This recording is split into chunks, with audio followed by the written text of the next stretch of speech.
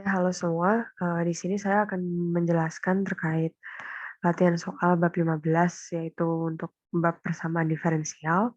Di sini ada beberapa soal. Untuk soal pertama, diketahui bahwa, suatu persamaan diferensial Y double aksen plus 9Y sama dengan 0, dan nilai dari Y pi per 3-nya itu sama dengan 3, dan Y aksen pi per 3-nya atau turunan pertama dari Y-nya itu adalah, eee, negatif 3. Nah, tahap-tahapan yang perlu dilakukan untuk menyelesaikan persamaan diferensial ini adalah yang pertama kita menentukan persamaan karakteristiknya terlebih dahulu. Seperti yang kita tahu untuk suatu persamaan karakteristik yang berbentuk misalkan ini adalah AY double aksen ditambah BY aksen ditambah CY sama dengan 0, maka koefisien-koefisien dari variabel Y-nya ini bisa digunakan sebagai koefisien dari persamaan kuadrat. Maka dari koefisien maupun konstantanya ya. Jadi C-nya ini akan menjadi konstanta. Maka dari itu untuk bentuk seperti ini dia akan berubah menjadi seperti ini. Nah, dari persamaan karakteristik ini tadi akan dicari nilai dari akar-akarnya yaitu R1 dan R2, dan kita tahu bahwa hasilnya nanti akan plus minus 3i. Kenapa? Karena R kuadratnya akan sama dengan negatif 9, otomatis R-nya sama dengan plus minus dari akar 9, akar negatif 9 seperti ini kan. Nah, ini adalah bilangan irasional seperti itu. Oke. Nah, selanjutnya kita juga ingat bahwa apabila dari solusi persamaan tersebut tadi merupakan suatu bilangan kompleks yang memuat bilangan irasional, maka untuk misalkan suatu nilai R1, 2-nya ini sama dengan alfa plus beta I, maka solusi umumnya itu bisa dinyatakan sebagai Y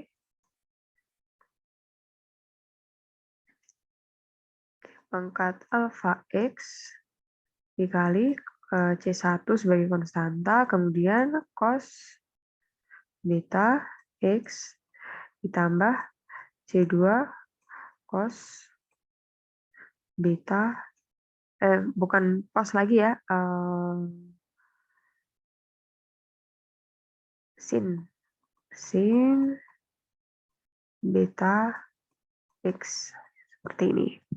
Maka dari itu karena di sini alfanya itu sama dengan 0 dan betanya itu sama dengan 3, otomatis di sini pangkat 0 X itu berarti kan sama dengan 1, jadi tidak perlu ditulis, tinggal langsung ditulis seperti ini aja.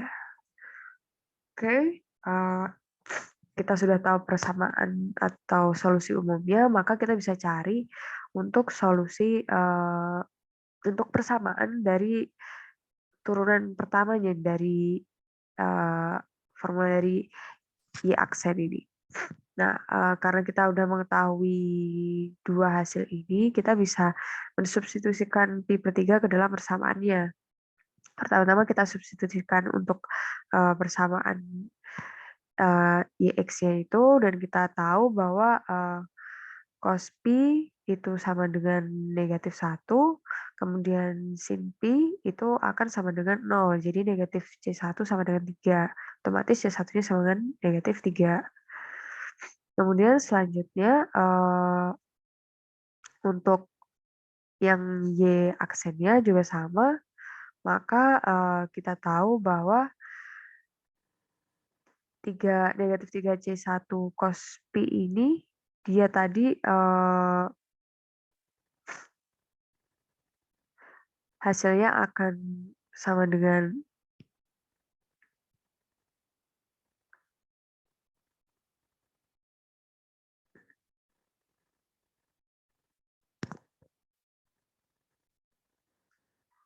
oh ya, mohon maaf, di sini ada kesalahan tulis. Jadi seharusnya ini bukan cos ya, ini bukan cos, tapi ini harusnya adalah sin ya, negatif sin ya. Jadi bukan cos. Kenapa? Karena kan turunan dari cos kan negatif sin. Makanya di sini 0, ini 0, dan di sini jadi negatif 1 kali 3. Jadi negatif 3 C2-nya kan sama dengan 1. Oke, jadi solusi khususnya akan menjadi negatif 3 cos 3X plus sin 3X. Karena kita tinggal mensubstitusikan dari nilai C1 dan C2-nya. Oke, selanjutnya untuk soal berikutnya. Jadi di sini hampir sama seperti soal pertama, hanya saja kalau untuk soal yang pertama itu menggunakan persamaan diferensial yang homogen, tapi di sini kita menggunakan persamaan diferensial yang tidak homogen. Artinya apa? Hasilnya ini sama dengannya tidak sama dengan 0 lagi, tapi merupakan suatu fungsi. Nah, terlebih dahulu untuk menentukan solusinya, itu kita cari terlebih dahulu solusi homogennya.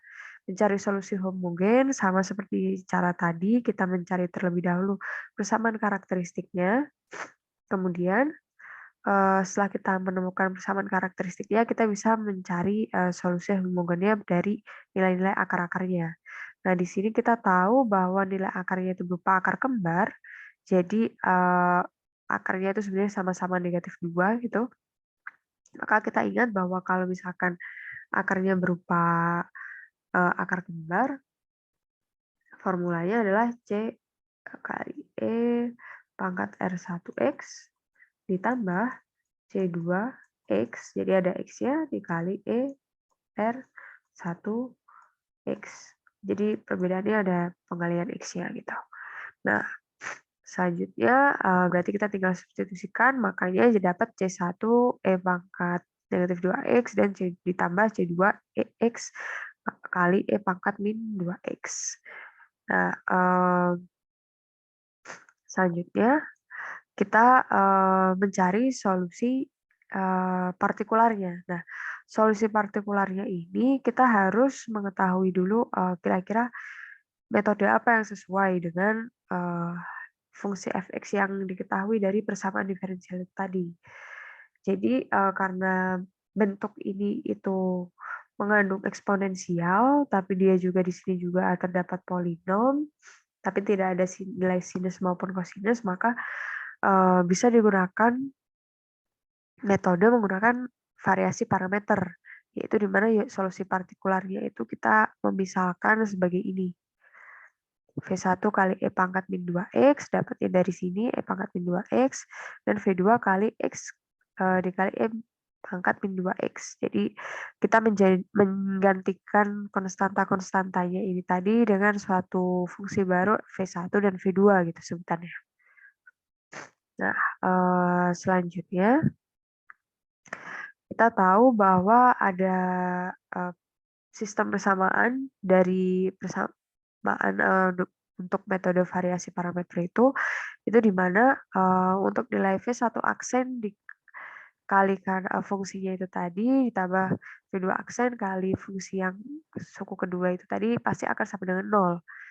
Namun untuk turunan dari kedua fungsinya ya, jadi yang fungsi ini dan fungsi ini sama-sama diturunkan hasilnya seperti ini juga sama, itu nanti akan hasilnya sama dengan sesuai dengan ini tadi yang di atas ini, hasil dari persamaan diferensialnya. Nah, setelah kita olah ternyata turunannya itu dapatnya seperti ini dan ini turunannya jadi dapatnya seperti ini, maka kita bisa lakukan eliminasi maupun substitusi terserah. Kita olah dua persamaan ini dan di sini kita tahu bahwa ini saya samakan koefisiennya, jadi ini sama-sama kalikan 2. Nah, ini bisa langsung saling menghilangkan. Sedangkan yang di sini itu saya pecah, ini dikali ini dulu, jadi pecahnya ini, dan ini kali ini, jadi pecahnya dapat ini. Nah,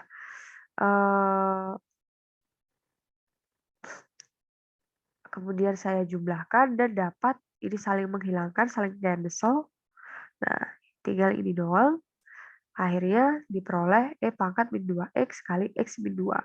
Kita mencari V2 aksennya, ininya bisa sama-sama kita hilangkan. Kemudian kita tahu bahwa V2 aksennya itu sama dengan 1/X kuadrat. Nah, Kemudian kita bisa masukkan ke dalam sini ya, ini kita gunakan persamaan ini, kita gunakan ke sini dengan mensubstitusikan nilai dari V2 aksennya, maka kita dapat bahwa ternyata ini bisa saling coret ya.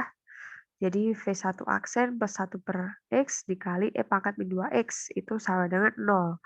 Karena nilai eksponen ini tidak mungkin sama dengan 0, jadi ini bisa dihilangkan, maka tinggal V1 aksen ditambah 1 per X sama dengan 0. Jadi V1 aksennya sama dengan negatif 1 per X.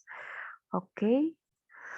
Nah, selanjutnya kita sudah tahu nilai V2 aksen dan V1 aksen, maka kita cari nilai V1 dan V2-nya. Caranya adalah dengan mengintegralkannya. V1-nya diintegralkan, jadi integral dari negatif 1 per X dx sama dengan negatif ln X. V2-nya juga sama, kita integralkan 1 per X kuadrat dx jadi negatif X pangkat min 1 atau negatif 1 per X. Sehingga kita bisa mensubstitusikan nilai-nilai V1 dan V2 ini ke dalam persamaan partikularnya, yaitu di sini. Tadi persamaan partikularnya. Persamaan partikularnya bisa kita tuliskan jadi V1-nya adalah negatif ln X, ya kan? Dikali E pangkat min 2X. Kemudian ini ditambah V2 negatif X pangkat min 1, berarti kan 1 per X. Ini seperti ini dikali X pangkat X kali M pangkat min 2X. Nah, ini bisa saling coret. Makanya di sini tinggal persamaannya jadi seperti ini. Oke, nah solusi umum dari persamaan diferensial yang tidak homogen itu adalah gabungan dari solusi homogen ditambah solusi partikular. Makanya di sini ada solusi homogennya ditambah solusi partikularnya. Itu adalah solusi umumnya.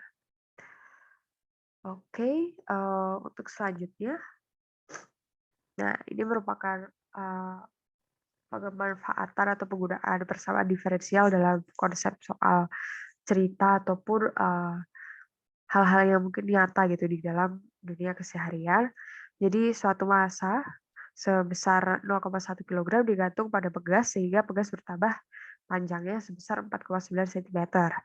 Konstanta peredamnya adalah C sama dengan 0,2 dengan asumsi tidak ada pengaruh gaya luar dari pada pegas tersebut. Kemudian kita diperintahkan untuk menentukan persamaan yang menyatakan posisi gas pada saat T. Jadi untuk waktu T gitu dinyatakan dalam fungsi T gitu kan. Nah, di sini diberikan hints yaitu persamaan diferensial pegas itu dinyatakan sebagai M U double aksen, M-nya ini massa, C U aksen, C-nya ini konstanta peredam, kemudian KU. K-nya ini adalah konstanta pegas. Sama dengan FT. Ini merupakan gaya ya yang dialami oleh pegas tersebut. Nah, ada juga tambahan informasi bahwa G atau gravitasinya adalah 9,8. Di sini sedikit mengulang kembali konsep fisika yang pernah diajarkan di semester 1. Kita tahu bahwa pada pegas berlaku nilai gaya itu sama dengan K kali delta X. Gaya sendiri bisa kita definisikan sebagai massa kali gravitasi. Maka dari itu kita bisa mencari nilai konstantanya dari massa kali gravitasi dibagi delta X. Nah, maka dari itu kita bisa substitusikan nilainya, massanya 0,1, gravitasinya 9,8, kemudian panjang pegasnya ini kita konversi menjadi meter, jadi 0,049. Kita tahu K-nya ternyata adalah sama dengan 20. Nah, dari situ kita bisa substitusikan ke dalam persamaan diferensial dari pegas. M-nya 0,1, C-nya 0,2, K-nya 20, dan FT-nya ini sama dengan 0 karena tidak ada pengaruh gaya luar pada pegas. Nah, dari sini kita bisa sederhanakan lagi. Jadi bentuknya adalah U double aksen ditambah 2 U aksen ditambah 200 U sama dengan 0. Maka persamaan karakteristiknya itu bisa menjadi seperti ini dan di sini kita cari nilai akar-akarnya, R-nya, ternyata hasilnya adalah negatif 1 plus minus akar 199I, yang artinya dia merupakan hasil akar-akarnya berupa bilangan kompleks. Nah, maka dari itu kita ingat seperti tadi, solusinya pasti akan menjadi E pangkat alfa kali X dengan alfanya ini alfa, kemudian dikali C1 cos beta X ditambah C2 ini C1 ya, C1 C2 sin beta X. Nah, betanya adalah ini, koefisien dari I-nya. Kita tinggal substitusikan, maka diperoleh hasil solusi bersamaannya seperti ini. Oke, kita lanjutkan. Untuk soal nomor 4 masih menggunakan tipe-tipikal soal yang seperti soal cerita. Suatu molekul penekan mendarat pada untayan DNA dengan panjang L sejauh X dari suatu promoter di salah satu ujung untayan. Molekul tersebut bergerak bersama DNA hingga tertangkap dan oleh promotor di salah satu ujung untayannya. Molekul tersebut bergerak bersama DNA hingga tertangkap oleh promotor. Nah, waktu perkiraan tertangkapnya tersebut dapat dimodelkan dengan persamaan di mana persamaan tersebut bisa dirumuskan sebagai T double aksen sama dengan min seper D, dengan T0-nya itu sama dengan 0, T aksen L-nya sama dengan 0. Kita disuruh mencari formula dari TX-nya.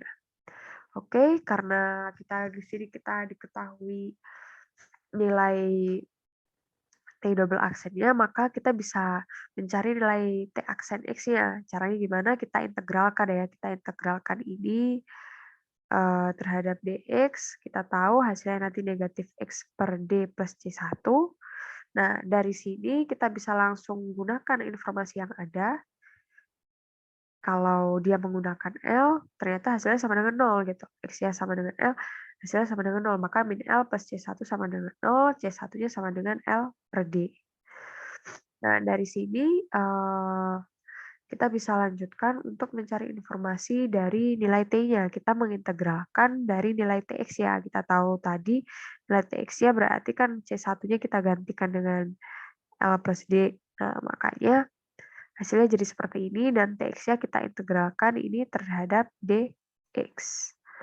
Hasilnya adalah negatif X kuadrat per 2D ditambah LX per D ditambah C2. Jadi ada konstanta baru lagi.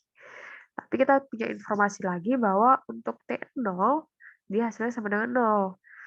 Nah, ketika kita substitusikan 0 untuk X sama dengan 0, di sini kan akan 0, ini juga 0, otomatis C2-nya juga harus sama dengan 0.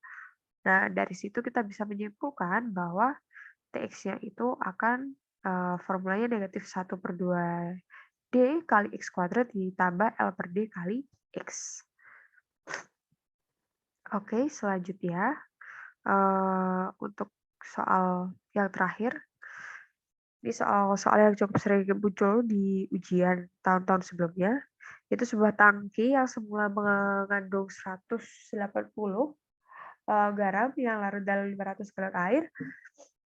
Air garam tersebut dengan konsentrasi 0,5 per galon memasuki tangki dengan laju 3 galon per menit. Pada saat yang sama, larutan garam dalam tangki keluar dengan laju yang sama. Jadi, air yang masuk dengan yang keluar itu ternyata lajunya sama gitu. Kemudian larutan diasumsikan homogen. Nah, berapa banyak garam yang akan terdapat dalam galon tersebut setelah 1 jam? Oke, di sini kita harus memisalkan terlebih dahulu untuk suatu Kt ini merupakan banyaknya garam dalam tangki. Maka kita tahu bahwa turunan dari Kt-nya atau dq per dt itu akan menjadi laju dari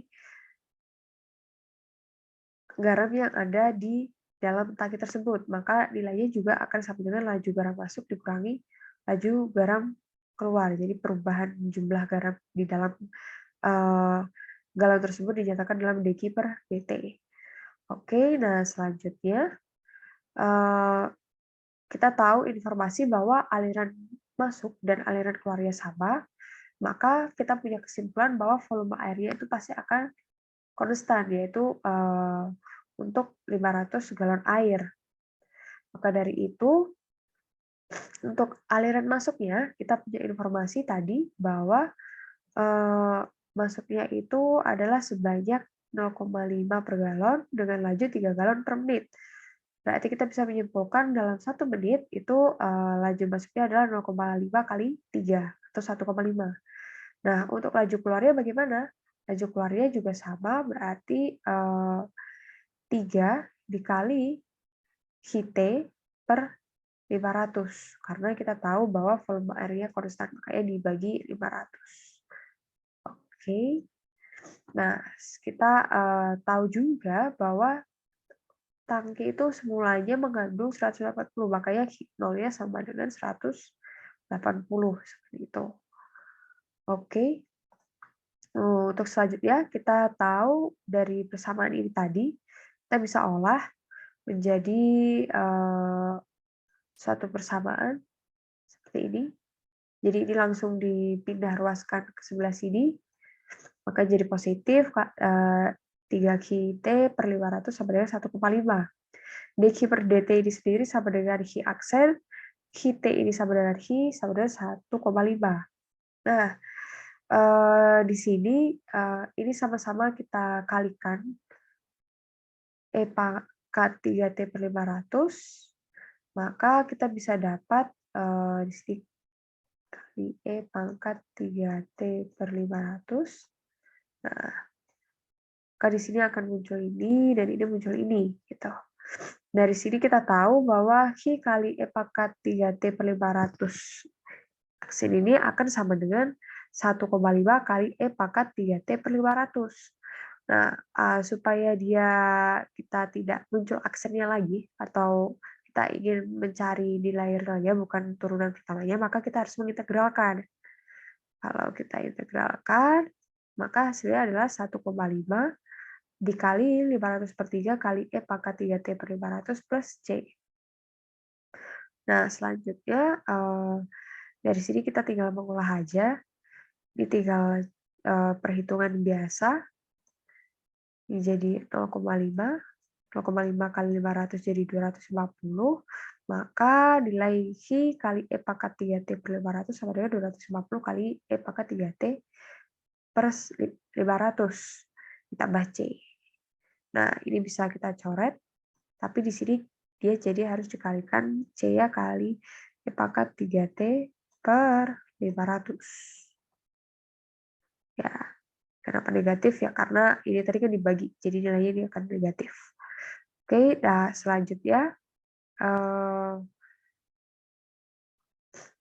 kita tahu bahwa berdasarkan soal tadi Q0-nya sama dengan 180, maka untuk T sama dengan 0 kita bisa substitusikan.